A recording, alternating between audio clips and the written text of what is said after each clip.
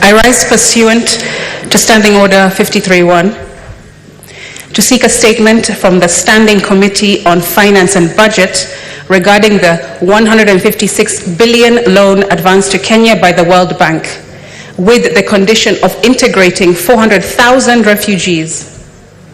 In the statement, the committee should confirm whether the 156 billion is a loan or a grant, and explain why the condition to integrate refugees should be attached to approval of the funding, and establish the origin of the 400,000 refugees, explaining any correlation between the Kenya shillings 156 billion being given to Kenya and the integration of these refugees, why they're in Kenya now, and the criteria and parameters of them being in Kenya. I thank you. Senator Faki.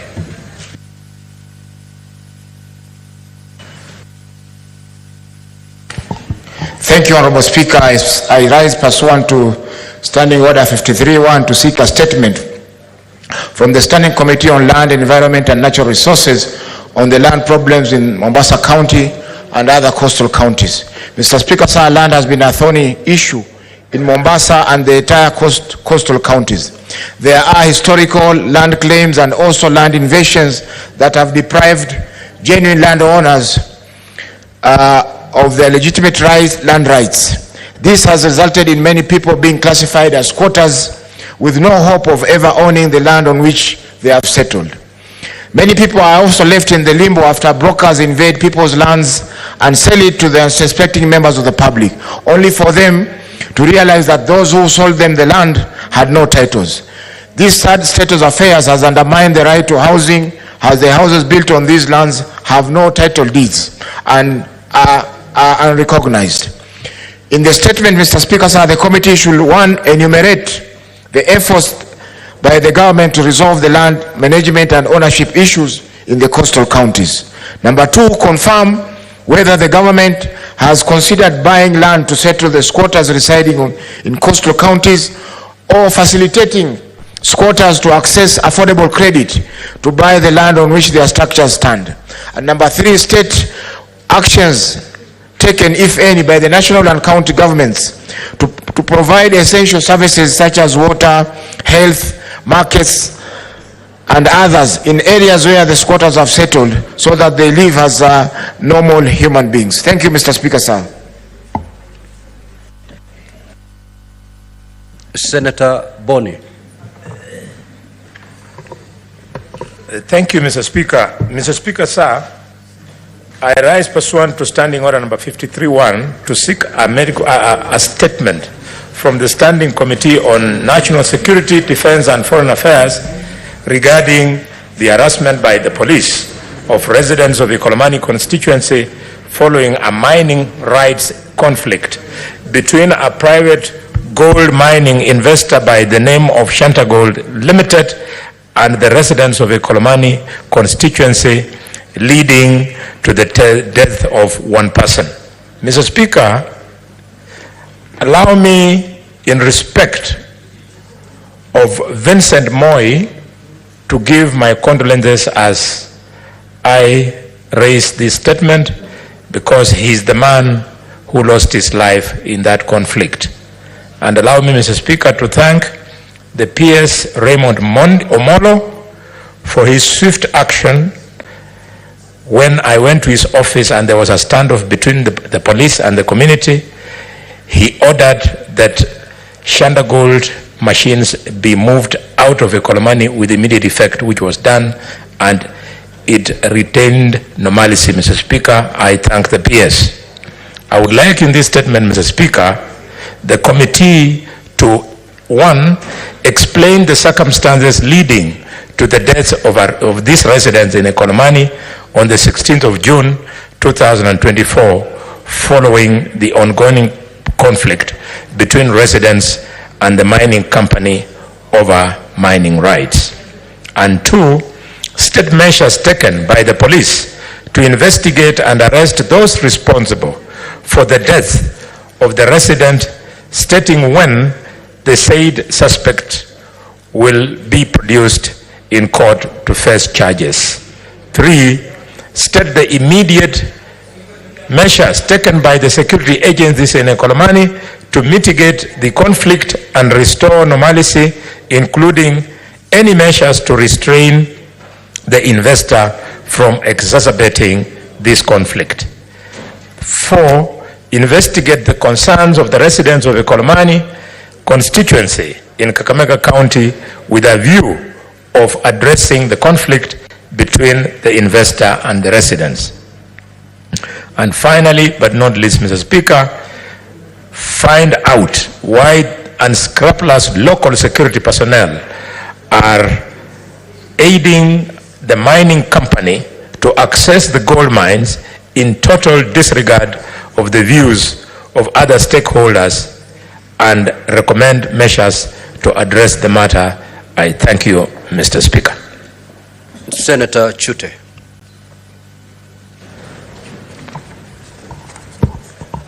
Thank you, Mr. Speaker. Mr. Speaker, sir, on behalf of Senator Mohamed Chute, I rise pursuant to Standing Order 53-1 to seek a statement from the Standing Committee on National Security, Defense and Foreign Relations regarding the attacks on residents of Anona, Waigoda and Abo villages in Marsabit County by Ethiopian government forces.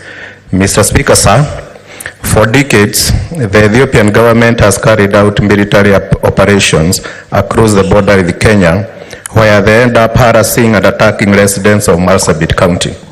The most recent attack occurred 2 weeks ago, during which the aforementioned villages were attacked, several houses burned, and motorbikes and mobile phones confiscated. In the statement, the committee should, 1, inform the Senate of any humanitarian assistance extended to the residents displaced during these attacks, providing details of any initiatives by the government to resettle them. And 2, provide details of strategies in place by the government of Kenya to reclaim the confiscated belongings of the residents of Marsabit County and protect them from similar attacks in future. And 3, state any plans by the government to deploy the Kenya Defense Forces in Sororo sub-county to heighten security in the area and defend the residents against this external aggression, providing timelines within which this will be effected. Senator Mohamed Chute. Mr. Speaker, on the second statement, on behalf of Senator Mohamed Chute, I rise pursuant to Standing Order 53-1 to seek a statement from the Standing Committee on National Security, Defense and Foreign Relations regarding ongoing mining activities at Hilo Gold Mine in Moyale, Marsabit County, despite its closure by the government via a Gazette notice of March 13, 2024, which banned all the artisanal mining and other human activities within that area over security concerns. In the statement, the committee should, 1, investigate why only a certain people have been allowed to access to the mine after its closure, evidenced by recent incidents where 5 people were reported dead, while 2 others were injured after the mine collapsed.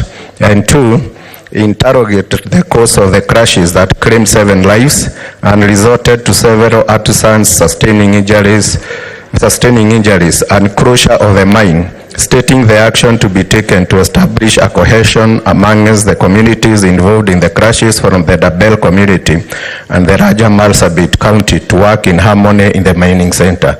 Senator Mohamed Chute, thank you. Senator Okongo Mugene. Yes, Mr. Speaker, sir, I rise pursuant to Standing Order 531 to seek a statement from the Standing Committee on Agriculture, Livestock and Fisheries regarding the postponement of Kenya Tea Development Agency Director elections in Nyamira and Kisii. In the statement, Mr. Speaker, sir, the committee should, 1, explain why the IEBC did not conduct the elections for KTDA directors as scheduled on Friday, 28th of June 2024, especially considering that the farmers had already gathered in the polling stations in readiness for the elections. 2, Mr. Speaker, provide evidence regarding whether the IEBC did communicate the postponement of the tea factory directors' elections to the farmers in advance, specifying the method of communication used, evaluating its effectiveness, and presenting evidence demonstrating that the farmers received the communication. 3, clarify the reasons for rescheduling the elections to Saturday, 29th of June 2024, especially given that these elections were being carried out in Nyanza, where there are many, the residents are predominantly members of Seventh-day Adventist Church.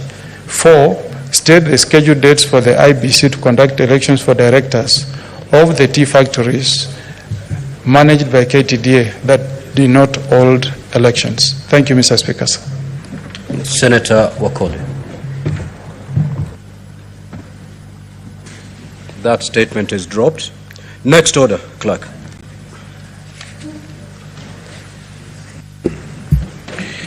Order number 8, motion, the current state of the nation. Senator Kisang.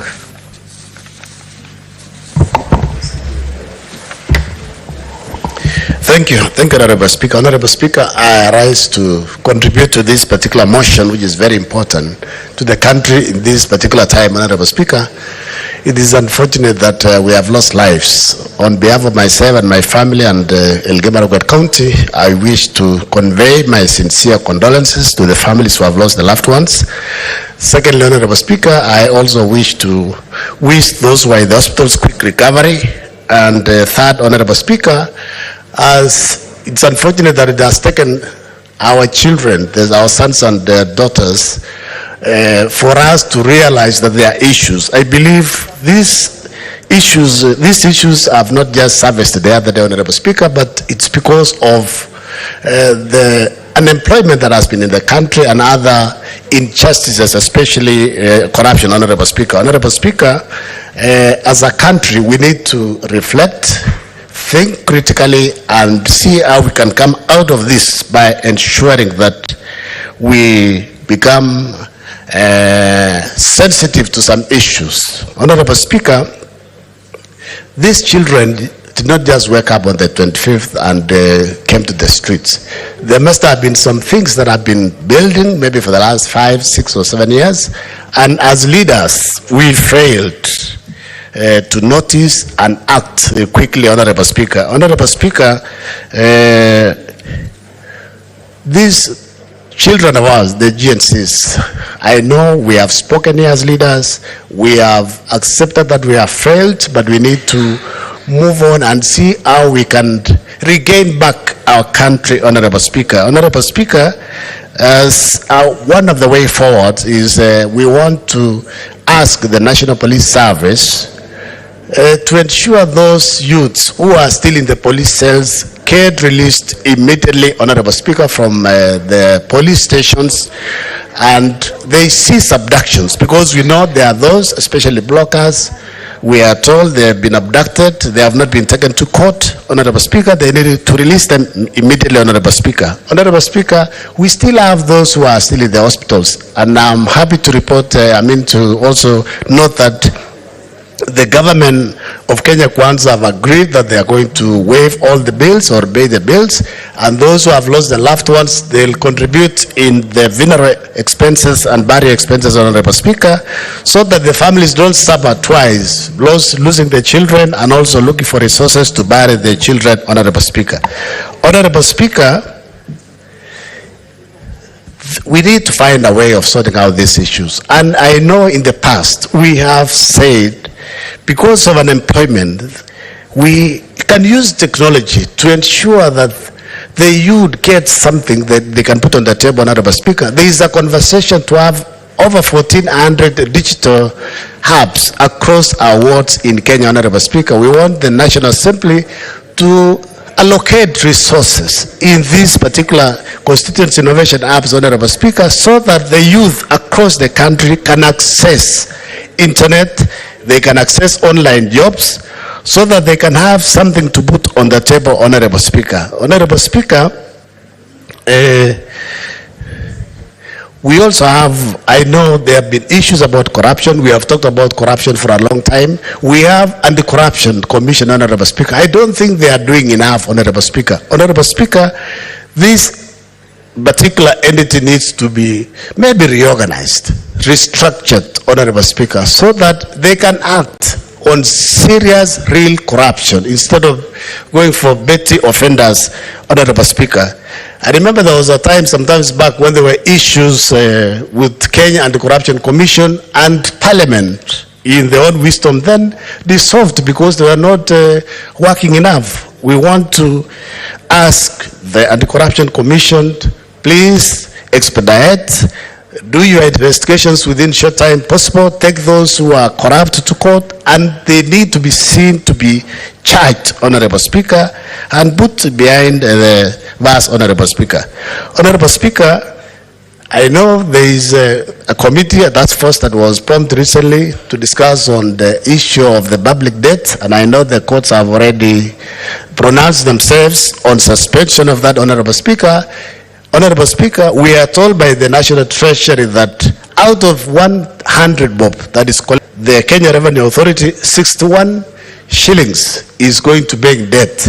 It is important that the Office of Auditor General moves with speed to do special audit on the national debt, find out this particular debt that was taken for the last 10 or 20 years, Honorable Speaker, what is it, what was it used for, how much is bending, Honorable Speaker, currently, how much are we paying? If we are paying a trillion every year on interest alone, then it means when are we going to complete paying this particular debt, Honorable Speaker? Because this is a serious burden that is messing up our economy, Honorable Speaker. Honorable Speaker, I know there was an outcry last week because SRC came up with a memo that state officers, including members of parliament, including ourselves, Honorable Speaker, are going to get a pay rise of 7 to 10%, Honorable Speaker. And I saw in the news that I was likely to be given additional 14,000. And I want to declare in this House, Honorable Speaker, we did not ask for any pay rise, and I'm not interested to be paid any additional penny. If anything, we can revise our salaries downward, Honorable Speaker, because Kenyans, there are Kenyans who are going without food, Honorable Speaker. Honorable Speaker, there is an issue. It was even in today's papers and yesterday's paper, Honorable Speaker. NCIC are sleeping on the job. NCIC is sleeping on the job, Honorable Speaker. We want them to do a proper audit on employees across the civil service and give us a proper data about those who are employed among the 42 or 43 tribes of Kenya in all organizations, because NCIC have the habit of releasing us piecemeal, maybe one organization, so it looks biased. We want them to do it properly and give us even ages, because I think there is a conversation, Honorable Speaker, that, 2003, 2004, in his own wisdom, the late President Kibaki increased the retirement age from 55 to 60 because they didn't have money to pay pensioners, Honorable Speaker. I think it is important that we relook at that particular issue and maybe go back, because the law has not been changed. That was just an executive order, a cassette notice. We can revert back to a retirement age of 55, so that the youth, the GNZ, can get opportunity to be employed, Honorable Speaker, so that it's not a must that we reach 60, and there are even those who are already 60 years and they're asking for extensions, additional years. If you've not done anything useful for yourself at the age of 55 or even 50, even if you are given additional 2 years or so, it's not going to help. Honorable Speaker, we want to ask our colleagues in National Assembly, as they receive the supplementary budget, because the finance bill was referred to National Assembly, and as they get the supplementary budget, we want them to ensure that money is allocated, resources are allocated for confirmation of the 46,000 GSS teachers, because this is the group of GNCs. We want them to allocate resources also, Mr. Speaker, for our intern doctors, so that these doctors, I remember yesterday, they went to occupy Avia House, but I believe if the interns are confirmed, these issues will not be there, Honorable Speaker. Honorable Speaker, with those many remarks, I just want to say that we support and we ask the executive to move quickly with the reforms they promised the country last week, Honorable Speaker. Thank you. Senator Eddie Okech. Senator Matthew.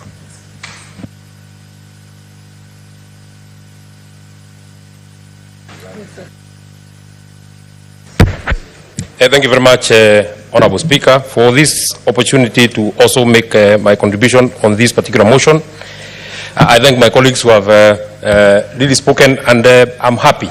I want to congratulate the leadership of the House, both the leader of majority and the leader of minority, for allowing us to speak. And when I have been watching the proceedings for the last 3 days, Honorable Speaker,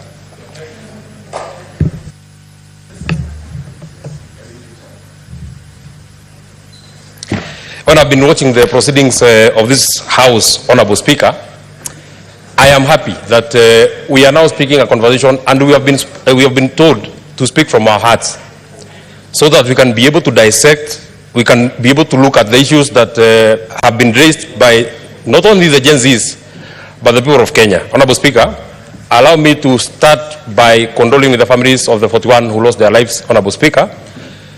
As it has been said by my colleagues, I would also want to reiterate, it had not have to end this way. It does not have to cost the lives of people so that voices can be heard. We need not to take it literally. When many people say that the tree of freedom is watered by blood, we do not have to take it literally. That people have to die, people have to go to hospitals, so that some of the issues that they are raising are heard, Honorable Speaker. So I ask for quick recovery for those in hospital, and as a House and as Parliament, would want to say that we have heard your voices. Honorable Speaker, many people, and I have heard even some of my colleagues here saying that, you know, when we were Gen Zs, this is what we used to do. It is fair to set records straight. Gen Z is a generation. You, Honorable Speaker, have never been a Gen Z and shall never be, because you are not in that particular bracket of a generation. You have to have been born between a certain time, Honorable Speaker, for you to be a Gen Z, Honorable Speaker. So it is the Gen Zs and the people of Kenya who actually have raised very pertinent issues that we must listen to. One of the issues that we have that has come out very, very clearly for the last 2 weeks in the conversation that we have in the country, Honorable Speaker, is the issue of corruption. Honorable Speaker. And when we speak about corruption, it is something that must prick our conscience. I am deeply, deeply, deeply disappointed. But the body that has been charged with corruption, the EACC, is now throwing words to this Honorable House, Honorable Speaker. And in my opinion, Honorable Speaker, the weak link in our fight against corruption is the EACC. Honorable Speaker, if there is a body that I would call vestigial, it is there but of no known utility, Honorable Speaker, it will be the EACC, Honorable Speaker. This House, this particular House, Honorable Speaker, has taken a specific number of 146 files to the EACC. Nothing has been done by the EACC that they can come and show us as a report from Honorable Speaker. If Honorable Speaker, EACC wants to throw barbs at this House has an impeccable record. This House has successfully impeached 5 governors. Can we be shown by the EACC one elected leader that I have ever prosecuted, and that person is serving jail, Honorable Speaker? Can we be shown just one person, not 2 people? At least this House has a record. We have impeached. Some have been returned by courts. It's okay. But we have a record. We have prosecuted here in this House, Honorable Speaker. The Public Accounts Committee of this House has given the EACC some cases that are open and shut. You do not require to be a rocket scientist, Honorable Speaker, to act on some of the issues, Honorable Speaker. And I want to just give one demonstration. With tremendous respect, the Senator for Nyamira, Senior Counsel, Okongo Eric Omogeni. Honorable Speaker, last week, and members of the Public Accounts Committee are here, the governor for Nyamira appeared before us. So in one of the expenditures that had been raised, Honorable Speaker, the governor for Nyamira paid himself 6 million. He said that it is salary in arrears. When he was caught, and this matter was brought to the EACC, what did the EACC do? Did they prosecute him? No. Did they ask him anything? No. They just told him, we have found you stealing, please return our money, we are very sorry, don't do that again. Is that the kind of body that you are looking for, Honorable Speaker? Is that the kind of body that can come and try to lecture this kind of house, Honorable Speaker? Honorable Speaker, we the people of Nyandarua have written to the EACC of a matter that is of the insurance of the members of staff of the Nyandarua County government. Honorable Speaker, the county executive sat at 9 in the morning. They approved that a contract be entered with a certain insurance firm, Honorable Speaker. The same day, that contract was entered. So then EACC wants to tell us that they require 5 years to look at a matter or to look at a crime that was committed in 3 hours. If it is as easy as committing a crime in 3 hours, why is it very difficult for the EACC to spend 5 years, 9 years, whatever years?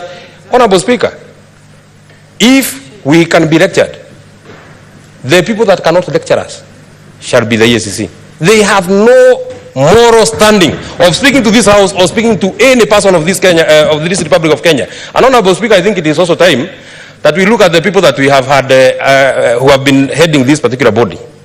I think we have, with tremendous respect, we have tried advocates. We had Justice Ringera. We have tried the professors. We had the other professor, I'm forgetting his name, Rumumba. We have tried bishops from the mainstream churches. We have tried bishops from the mainstream churches. We have tried bishops from the Pentecostal churches, Honorable Speaker. I think it is now time that we try a person of the stature of Omutata to lead the EACC, Honorable Speaker, because we have not seen any tangible action that has been taken by the EACC, Honorable Speaker. So in our fight against corruption, EACC is one body. And since I saw them responding to the members of this house, I think, Honorable Speaker, the fairest thing is that let them come before this house. Let them appear before this whole house, Honorable Speaker, so that we can have that conversation. Let them not answer us on the media. They have been trying to sensationalize and sponsor fake and uninformed propaganda that this house has passed a law on the conflict of interest. That is why the EACC is not working. Honorable Speaker, if an agency, in fact, this is what the agencies are saying, if an agency of government can lie, and the people that are supposed to look and chase the liars, why do we need that agency? If it is indeed true, if you are to even take that conversation that they are not acting because we passed that law was passed here on the 31st of May. EACC has been there since 2004. What have they been doing before that law was passed, Honorable Speaker? And I dare say, and my colleagues will bear me witness, there is no law that we have mutilated that have allowed any senator of this house or any public servant to do business with government. There is no law that we have. If anything, we have actually, and we shall demonstrate, because that shall come as a substantive motion, Honorable Speaker. If anything, we have strengthened, and I would dare say that because I have never done business in my own capacity or even my own family with government, and none of the members of this house would have that kind of intention. So it is not time to apportion blames by anybody. The second body that I feel is the weak link in our fight against corruption, Honorable Speaker, it will be the ODPP. And that's another notorious body, Honorable Speaker. Honorable Speaker, in the case of Nyamira, and allow me to use Nyamira again, 2 people found themselves in the payroll of the Nyamira County government. They were paid a total of 800,000, Honorable Speaker. So when the matter came into the public foray through the area senator and the other people who were charged with oversight the county assembly, the county secretary wrote and said, these people are not our employees. The county public service board wrote and said, these people are not our employees. The payroll manager wrote and said, these people are not our employees. So then there was a case. When the matter was taken to court, Honorable Speaker, I am not an advocate. I am not a lawyer. I have no background in law. But there is something that they said was called no prosecute. If that was the word, Honorable. Non prosecute, if that is the word, Honorable Speaker. And they have no intention of taking these two people to court, Honorable Speaker. So what becomes of the money that has been stolen of the people of Nyamira? What becomes of the people? And what we see about them is responding to Senator Sifuna on Twitter. So I actually propose, Honorable Speaker, since they are very willing to engage, let them not engage us on Twitter. Let them come before the whole house of this house, Honorable Speaker, so that we can demonstrate. Let's have a conversation. Don't throw jabs at anybody. We are just telling you the truth. You are a weak link. You have all the evidence. Had the people of Kenya not made noise against the former governor of Migori, called Obado, that guy was almost walking free. Just because he has returned little things here, now the ODPP says that we have now built consensus, just go in peace, never steal again. I mean, Honorable Speaker, if we cannot have an honest conversation with the ODPP, Honorable Speaker, then we shall have lost. There are many other independent offices, many people have spoken about them that we need to look at. There's one body that appeared before us and has appeared before us called the PPRA, Public Procurement Regulatory Authority. In every report that has been laid on the floor of this House, Honorable Speaker, you will never miss a county that has an irregular procurement process, Honorable Speaker. But we have never had, not even one report from the PPRA. In fact, it has to call for the initiation of either the members of the Senate or the members of the public to write to PPRA to tell them that there is something that we are seeing in a certain public entity, Honorable Speaker. These are the bodies that I am calling vestigial. They are not useful. In fact, their usefulness and their utility approaches zero power infinity. We must either do away with them or they must be very, very, very deliberate. Honorable Speaker, our young people have spoken about excesses. And I would dare say, and I'm very sorry to my colleagues who are in this House, Honorable Speaker, when we speak about excesses, we start with ourselves as members of this committee, as members of Parliament, as members of this Senate, before we even go out. We shall believe that this conversation has sunk in the minds of the people in this House. If you are very honest, the day a clerk of your committee will call, you will call a clerk of your committee because you are traveling to Mombasa, and the clerk of your committee will tell you that the only available flight is on economy, and you agree to fly on economy. You will not say that you want to fly on the next available business trip, Honorable Speaker, because I don't know about the others, but I will speak for myself. Before I became a member of this House, I want to be very honest to you, Honorable Speaker, I was flying on economy. Why am I very, very special now that I have to travel on business? If there is no business, I cannot travel. To Mombasa here, just a distance of 45 minutes, Honorable Speaker. So it has to start with us, Honorable Speaker. It also amazes me. A governor who was traveling and using one vehicle now has to attend to a funeral using a convoy of 5 vehicles. The lead car has communication officers. The second car has your media. The third car is your lead car. Then your car with a flag. Then a chase car. Then another car with 7. Honorable Speaker, in a rural county like Nyandarua, or a rural county like Homa Bay, or any other county that you are speaking about, you are seeing a governor attending a funeral in a convoy that has sirens. In a county that has never, Honorable Speaker, seen a traffic jam, because I imagine that sirens are either for traffic jam or for ambulances, so that they can. It is this kind of vomiting on the people of Kenya that we are speaking about, and that is what the Gen Zs are saying. If we cannot stop these kind of excesses, Honorable Speaker, then we shall have failed the people of Kenya, Honorable Speaker. I would dare ask, why is it that when we are elected, we are very close to our people, and you are a governor or a senator of a rural county, like the county that I come from, and you actually think that you now require 8 bodyguards? Why do you require 8 bodyguards? What have you done to your people that you require to be protected with guns? When you are campaigning by yourself. When you have been elected, you require 8 bodyguards to protect you. What are they protecting? What is this thing that you have taken to your people that you don't want your people to access you? That you have to walk into a funeral. You know me, I see people walk into a funeral. A whole tent is now occupied by yourself, your bodyguards, your aides, your communication officer, your advisor. And on this issue of advisors, because I'm very happy that the president has said that they want to cut down on the cost on advisor. You know, advice, in my opinion, should look like a pregnancy.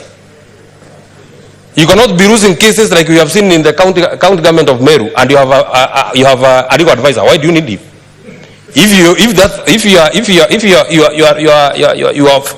You have no tangible economic policies that we can see. Why do you require an economic advisor? Honorable Speaker, we have been saying with the matter just this afternoon that the county government of Meru will have to pay 600 million in terms of penalties and what has been awarded by court because they chased an investor from a hotel that is worth 150 million. What are we doing to our people? What are we doing to our people, Honorable Speaker? Why do we need to push this kind of money to the counties, Honorable Speaker? And this money is being spent and being used just like that. Honorable Speaker, in the quest of occupying, if you really want us, the young people, if you want us to fight the corruption, the next place that you must occupy must be the county governments. The next place that we must occupy must be the county government, Honorable Speaker. The next people that you must visit must be the governors, Honorable Speaker. Finally, because I know my time is running out, there's something that has been mentioned on education, and I want to canvass my thoughts on education, Honorable Speaker. The only thing that, in my opinion, I feel equalizes us in terms of opportunities, Honorable Speaker, would be on education. I would just, and with tremendous respect to the Senator for Siaya, I would just want to use this example. That in 1964, the Vice President of this Republic was Jaramogi Oginga Odinga. In 1964, my own mother, the late Jane Jerry, was born then. In September 2022, the son of the Vice President and the son of the peasant woman that was born in 1964 was sworn in this house as senators, both of them. Why? Because the only thing that has equalized us now is education. It is for this reason that we must try and make education as cheap as it can be, Honorable Speaker. I am very persuaded that we must do away with bursaries, Honorable Speaker. Why? Because not everybody is able to access bursaries. You know it, Honorable Speaker. When you allow politicians to be dishing out bursaries, the people that get this money are the same people. Because you campaign for your MCA, you get bursaries. You campaign for your member of parliament, you get bursaries. You campaign for your governor, you get bursaries. Honorable Speaker, at the end of it, when it is the end of the year, one kid is at home because they cannot pay school fees. Another kid is leaving school with an excess because their parents can be able to access bursaries, Honorable Speaker. Bursaries have been made a reserve of the families of politicians, girlfriends of politicians, bimbos that just walk around the politicians, Honorable Speaker. This thing must come to an end, Honorable Speaker. If this money is there, the Senator for Kiambu was able to elucidate here, Honorable Speaker, that we have money in CDF, we have money in county government, we have the governor's kitty, we have money from the ministry. Why don't we amalgamate this money so that the people of Kenya can have access to free education, Honorable Speaker? When the idea of bursaries was born, Honorable Speaker, when the first cohort went out, the one that had Tom Mboya, bursaries were not meant for the brilliant. Bursaries were not meant for anybody else. It was meant for the needy. You do not have necessarily to be brilliant to be needy. You only need to be needy for you to access education. And the only way to access, I feel very good, Honorable Speaker. I dare say in this house, one of the closest in terms of age to the Gen Zs is myself, because I'm young, Honorable Speaker. I feel very proud that Kibaki gave me free education from class 1 to class 8. Many people did not enjoy that privilege, Honorable Speaker. If we were to say that we have listened to the Gen Zs, Honorable Speaker, we must ensure that we make education free. I'm just about to end, Honorable Speaker. The second last thing that I want to say is on opportunities for employment. How do you think young people are feeling when they see a member of parliament, when they see a cabinet secretary dishing out letters to people on opportunities for employment? Is that level playing ground, Honorable Speaker? Why wouldn't our young people feel sad? Why wouldn't they get mad? Why wouldn't they get angry? If they are learned, And because so-and-so is a friend to so-and-so, they're employed, and I will stay for 5 years without having gotten employed, Honorable Speaker. If we want our young people to accept that we are doing anything on employment, we must make this space of employment level playing ground, Honorable Speaker. We say that we have created that % for our young people. What is happening, Honorable Speaker? Old people are walking around with other posts that they have registered with the names of young people. So our young people cannot access, because when you want a contract in the county government, first of all they ask for 10%. You don't have it. Once you get the 10%, when they are paying you, they ask for another 10%. You don't get paid. Your money gets to pending bill, and the money that you are depending on is borrowed money, Honorable Speaker. So it then puts you in a very difficult situation. Finally, Honorable Speaker, and I know it may not be very popular at this time to say, Honorable Speaker, what the people of Kenya are asking, the Agriculture Committee of this House, led by Senator James Murango, 2 minutes to wind up your thoughts. Thank you very much, Honorable Speaker. They went around this country, Honorable Speaker, because fake fertilizer has been sold to our farmers, Honorable Speaker. Fake fertilizer has been sold to our farmers, Honorable Speaker. Now the committee of this House has gone round. They have invited people here. We even saw them tasting fertilizer here. But 2 months later, they cannot tell us who sold fake fertilizer to the people of Kenya, Honorable Speaker. So what are we doing to our people? And we are calling ourselves the people that have been tasked with the responsibility of playing oversight, Honorable Speaker. Why does it have to take 2 months for you to tell us it is such and such cabinet secretary that sold fake fertilizer to the people of Kenya? Why is it very difficult? And I dare say this, Honorable Speaker, to my dear President, whom I really support. The people of Kenya have given you a blank check. You have now an opportunity, and the people will clap for you, to ensure that you weed out every incompetent cabinet secretary in your government, every incompetent PS in your government. You have an opportunity now. You have an opportunity now to ensure, and I'm very hopeful, Honorable Speaker, because I hear that there was cabinet on Thursday. I'm very hopeful that some people took very nice photos there, because I'm very hopeful they will never get back there, because they are incompetent, they are not able to deliver, and they are just pulling back the President, Honorable Speaker. Since the people of Kenya are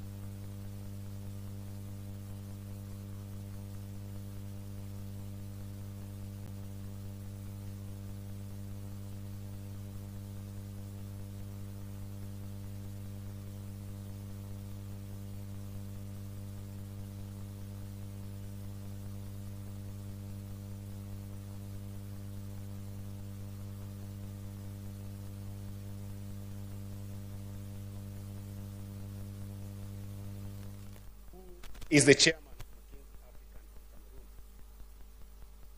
Whenever we meet him as young people, he asks us one question: would it have mattered for Africa that you lived? As this debate has been going on, Mr. Speaker, I've wanted to look at the eyes of all the senators of this House, Mr. Speaker, and reflect with that statement that to you, Mr. Speaker, today, to my brothers and sisters who are senators of this House, would it have mattered for Kenya that you lived?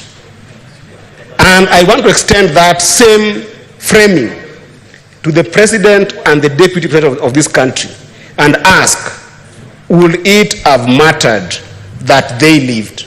Because when this particular conflict started, Mr. Speaker, there are people who have taken personal stance. And indeed, these issues are personal. They are personal because when young people talk about going without food, it is personal. They are personal because when women in this country go without medicine in hospitals in the country, they are personal. Mr. Speaker, last week when we were reflecting here, and the Senator of Nairobi, Senator Sifuna, came and talked about the possibility of him having a card for expressway that has 377,000.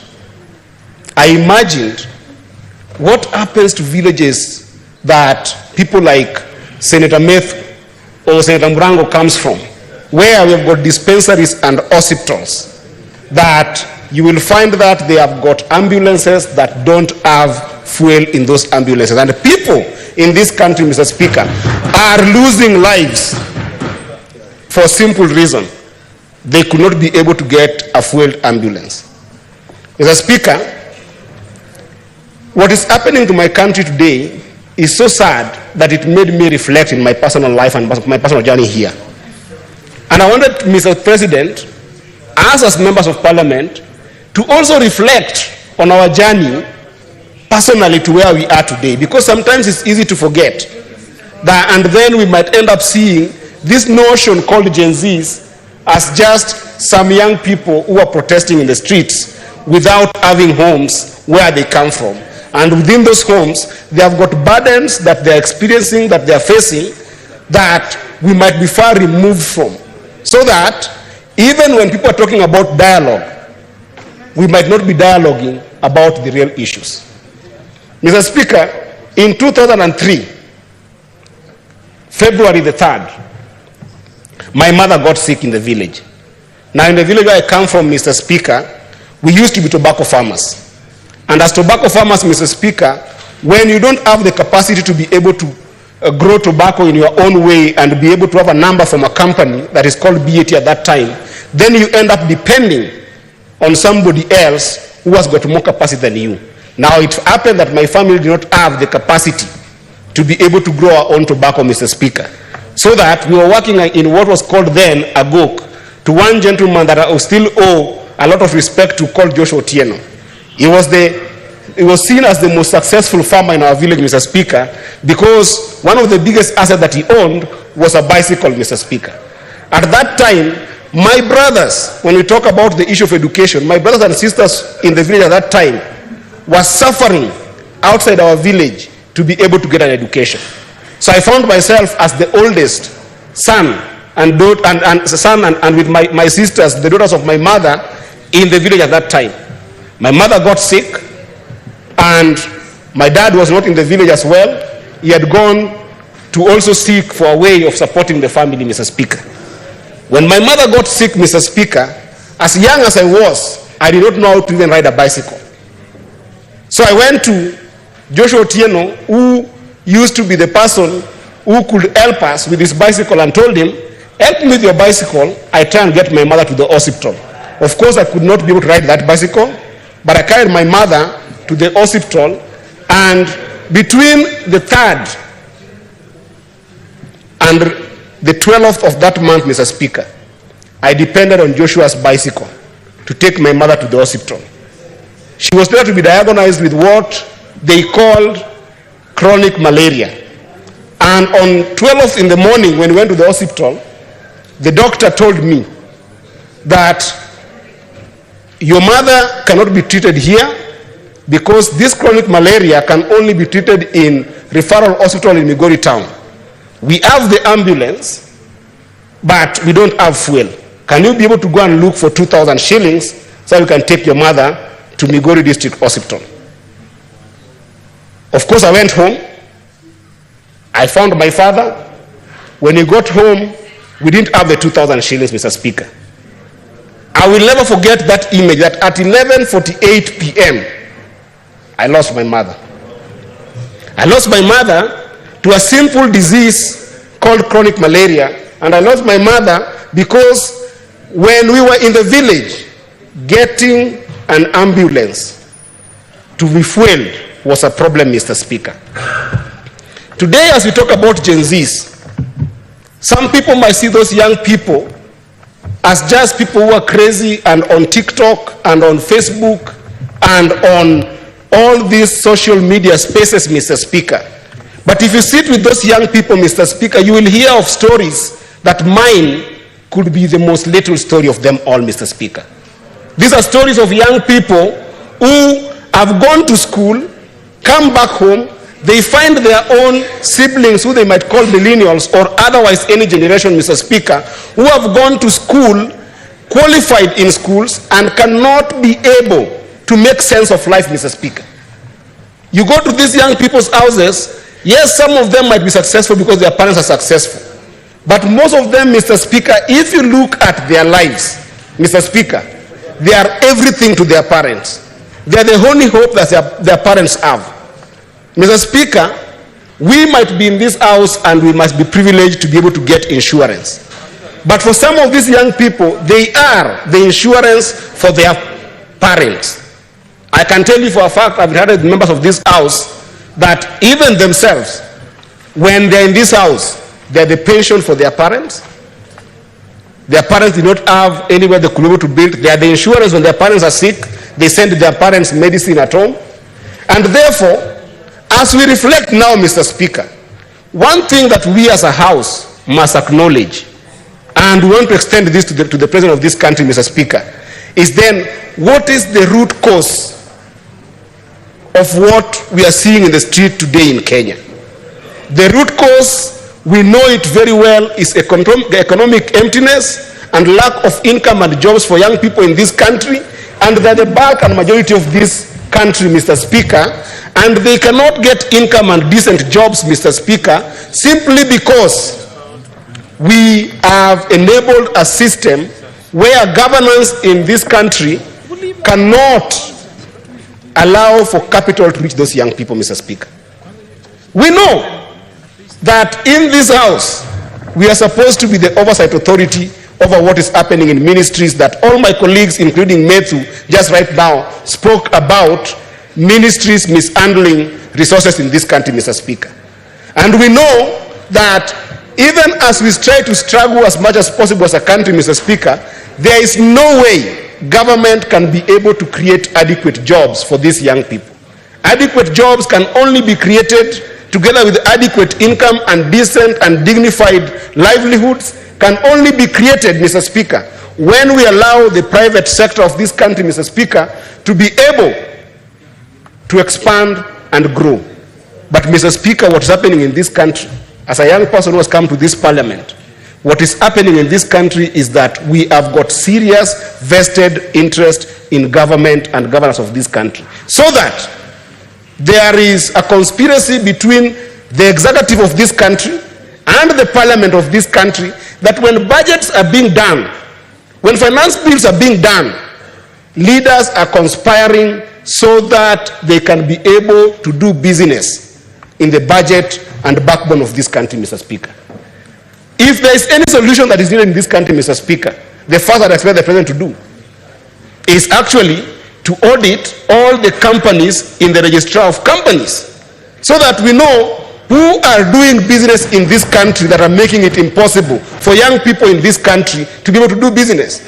And, Mr. Speaker, if that audit is done, you will see a clear path and a clear, well-crafted path for people in this country to create a country of state-made Kenyans versus self-made Kenyans, Mr. Speaker, where state-made Kenyans are very deliberate about putting into budget money into this in this country that does not even go to the private sector, that only enables people in politics and people in government to be able to accumulate wealth through dubious means and projects that are never done, Mr. Speaker, in all the budgets that we are discussing, Mr. Speaker. As we speak right now, Mr. Speaker, we saw in the last government, under the current president, when he was the deputy president, Mr. Speaker, we saw the passing of what we call GAA, the government advertisement agencies, Mr. Speaker. Now, government advertisement agency made the government to be a particular player and not a regulator in the industry of advertisement in this industry, Mr. Speaker. Where young people can be able to get most jobs in this country, Mr. Speaker, because of the height of what we call technology and digital understanding, Mr. Speaker, is on digital marketing. And, Mr. Speaker, the government is running a lot of money that goes in the pocket of individuals in GAA deals, to the extent, Mr. Speaker, that today, Even if you look at the mainstream media, Mr. Speaker, and advertisement agencies in this country, Mr. Speaker, they are collapsing because GAA owes them tons of money that people have paid to themselves, and it's not possible for young people to be able to get those opportunities. If you look, Mr. Speaker, for instance, national media is going to fire, actually has fired 180 young people. And yes, GAA owes national media 3 billion, Mr. Speaker. If you look at standard, Mr. Speaker, where young people have been nurtured to the extent that they can be elite digital advertisers, Mr. Speaker, you will find that in standard for the last almost 7 months, Mr. Speaker, I've got young people there, they interview us every day. If you go to Vibes Radio, they interview us. If you go to Spice FM, young people there interview us. If you go to the mainstream TV station, young people interview us, Mr. Speaker. For 7 months, they have not even been paid 5,000 shillings, Mr. Speaker, because they go without money because GAA owes the money that has been paid under the watch of Parliament and under the watch of the entire cabinet, Mr. Speaker. I can go on and show you about 2 billion that you see GAA owing the entire media space where young people and creatives should be excelling, Mr. Speaker. Yesterday, Mr. Speaker, my heart was pouring out because I saw interns sleeping outside Afia House, Mr. Speaker. In this house, we have enabled the passing of chief in this house, Mr. Speaker. And if you look at the way NHIF used to work, Mr. Speaker, you can see how Parliament and the Cabinet have conspired against Kenyans, Mr. Speaker, to do businesses. You know very well that when we did have the national, the NHIF that was working, Mr. Speaker, it used to be that money will be collected from the public. NHIF would then go and have a department that makes payments for all Kenyans when they are sick. That even necessitated the fact that NHIF had to have a system of clearing those payments, Mr. Speaker. And yet, in these 2 houses, Mr. Speaker, of Parliament, we passed SHIF. How is SHIF operating, Mr. Speaker? Where NHIF used to have 24 billion that was saved, Mr. Speaker, to the extent that they could be able to buy T-bills so that when they don't collect money, they could be able to pay for people in this country, Mr. Speaker. Today, that entire 24 billion is missing, Mr. Speaker. And to the extent that